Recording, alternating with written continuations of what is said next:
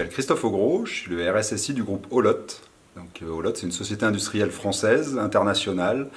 On conçoit, assemble et vend des nacelles et des plateformes de travail en hauteur sécurisées.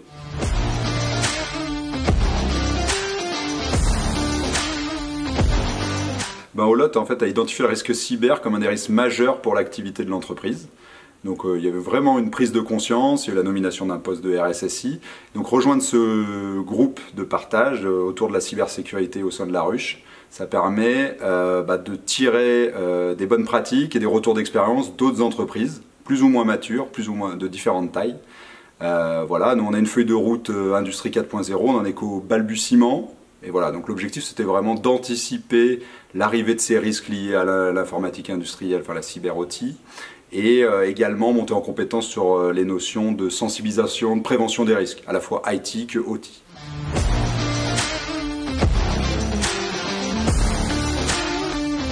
Voir qu'en fait, peu importe la taille, le secteur d'activité, on a des problématiques en commun, mais qu'à force d'échanges, de travail, on a pu développer tout un kit de sensibilisation adaptable, modulable et ciblé en termes de population.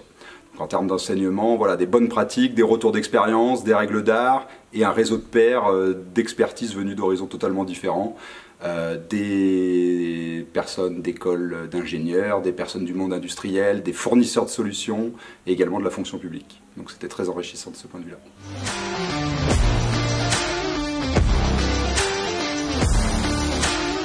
Ce qui m'a marqué, moi au début j'avais un peu déficit de crédibilité. Je ne suis pas quelqu'un qui vient de la sécurité, je n'ai pas fait un cursus de sécurité, je viens du réseau informatique, je ne connaissais pas forcément l'informatique industrielle.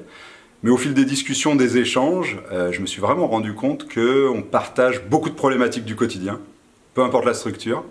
Et en fait les échanges, la co-construction, ont fait qu'on arrive à aboutir à ici un kit de sensibilisation, d'avoir tout un panel d'outils, d'objets qu'on peut transposer dans nos entreprises. Et en fait, peu importe la structure, peu importe la taille, peu importe le domaine d'activité.